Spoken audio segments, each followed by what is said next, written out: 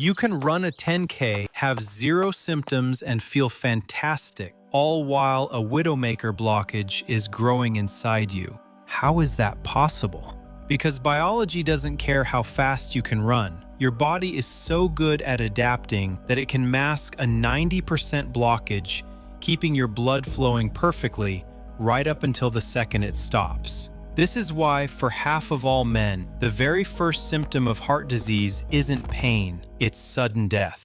In this video, I'm going to show you why the healthy heart fails, how your body hides these ticking time bombs, and the only way to actually check your heart before it's too late. To understand why a healthy engine fails, we have to strip away the chest wall. When we study the anatomy of the heart, we see a muscle that demands more oxygen than almost any other tissue. To get that oxygen, it relies on a network of vessels wrapped around it, known as the coronary arteries. Early anatomists thought these vessels looked like a crown, which is where coronary comes from. But I want you to think of them as the root system of a massive tree. If one of those roots is severed, the branch it supports dies almost instantly. We have two main players here, the right coronary artery and the left coronary artery. The left branches into a massive vessel called the left anterior descending artery, or the LAD. In the emergency room, we have a grim nickname for this specific vessel, the Widowmaker. The reason is simple geometry. The LAD supplies blood to the front and bottom of the left ventricle, the heart's main pumping chamber. If you block a small twig, you lose a leaf. If you block the trunk, the whole tree falls. A blockage here stops the heart's ability to pump blood to the body, leading to massive tissue death. But how does a blockage form in someone who exercises daily? To understand this, we look at the vessel wall. A healthy artery is flexible, like a brand new rubber garden hose. The inside lining is called the tunica intima. In a perfect world, this lining is smooth like Teflon. Blood cells slide right past it without friction, but life is not perfect. Over decades, factors like high blood pressure, high blood sugar, and smoking act like sandpaper on this coating. Even the sheer mechanical stress of high-volume blood flow during decades of intense exercise can cause microscopic scratches and tears. This is where the trouble begins. Your body tries to repair these scratches.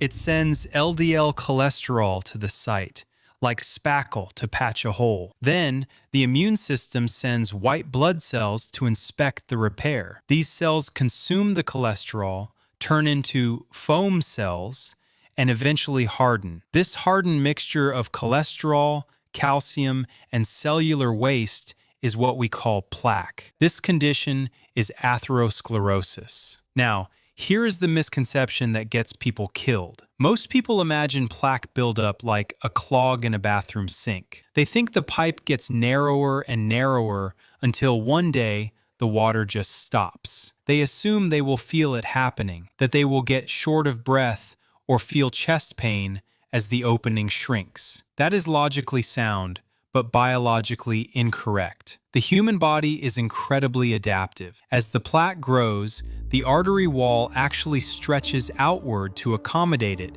preserving the opening for blood flow. This is positive remodeling. It means you can have a massive amount of plaque, but the tube itself remains 100% open. You have normal blood flow and zero symptoms. You can run a 10K and feel fantastic because the blood is still getting through. This is why the first symptom of heart disease for 50% of men and 64% of women is sudden death. They feel fine until the very second they don't. So, what flips the switch? What turns a silent plaque into a fatal event? It comes down to stability. Imagine that plaque deposit is like a blister covered by a thin layer of skin. This is soft plaque, filled with inflammatory gunk. If you experience a sudden spike in blood pressure or extreme physical exertion, that thin skin covering the plaque can tear. This is a plaque rupture. When that plaque ruptures, the contents spill into the bloodstream. The body panics. It sees this as a massive open wound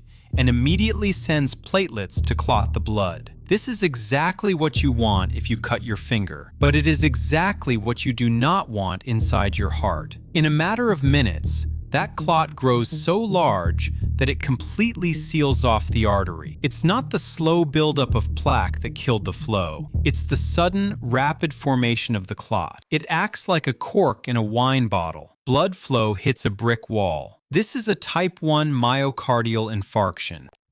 However, there is another scenario that often affects endurance athletes pushing their limits: the type 2 myocardial infarction. Consider a 50-year-old disciplined runner named Robert. Robert has normal cholesterol. While running a race, he doesn't feel crushing chest pain. He just feels weird. His energy drops.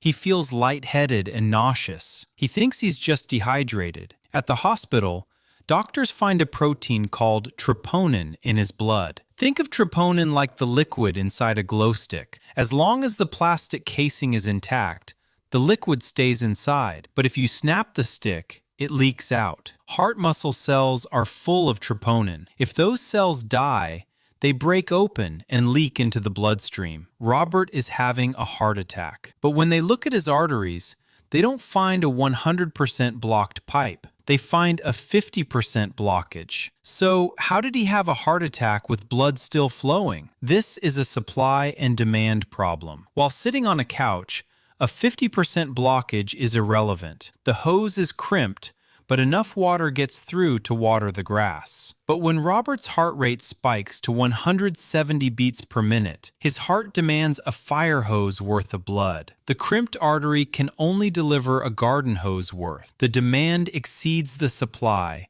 and the heart muscle starts to suffocate. This is ischemia. In Robert's case, there was an extra factor atrial fibrillation, or AFib. Your heart runs on an electrical grid, creating a coordinated squeeze. In AFib, the top chambers stop beating and start quivering. This chaos messes up the timing. If you combine a partial blockage with the rapid heartbeat of AFib, you create the perfect storm. The heart is beating so fast, it doesn't have time to fill, and the arteries can't deliver enough oxygen to sustain the pace. This highlights the 70% threshold. Generally, you will not feel chest pain until an artery is roughly 70% blocked. Below that, your heart compensates. Above that, you might feel tightness when walking upstairs that goes away when you sit down. We call this stable angina. It's your body's check engine light. But remember, the majority of heart attacks occur in people with less than 50% blockage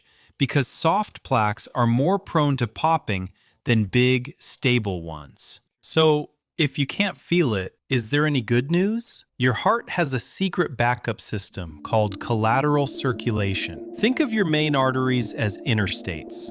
If a jam persists for years, your heart paves side streets to bypass the blockage. This is why a 70-year-old might survive a heart attack that kills a 40-year-old. The older heart had time to build those detours. In a younger person, the rupture is sudden. The highway shuts down, and there's no way around it. One of the best ways to force these vessels to grow? Zone 2 and HIIT training. Exercise builds the network that buys you time, and time is the only currency that matters. In the ER, we say, time is muscle. 20 minutes, irreversible damage begins. 90 minutes. Heart tissue turns to scar tissue. Scar tissue doesn't pump. To save the muscle, you have to recognize the symptoms. Men usually get the Hollywood heart attack, chest pressure, and arm pain. For women, it's insidious, extreme fatigue,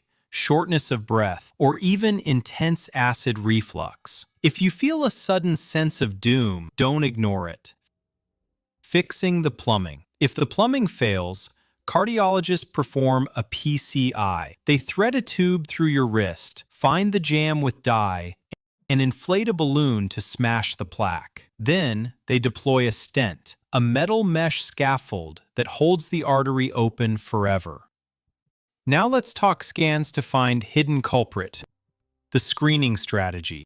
But the goal is to find the fire before the house burns down. Standard blood work only tells you the ingredients in your blood. It doesn't tell you if they're sticking to the walls. You need better data. CAC score, a 5-minute scan for hardened calcium. A score of 0 is perfect. Over 400 is a ticking time bomb. Next scan is CT angiogram. This sees the soft plaque, the invisible, unstable blisters that haven't hardened yet. This is the ultimate early warning system. The healthy heart attack is almost always a tragedy of ignorance. Control your blood pressure to stop the mechanical tearing of your arteries. Manage your blood sugar to prevent inflammation, and keep moving. Don't guess if you're healthy. Use the tech we have and know.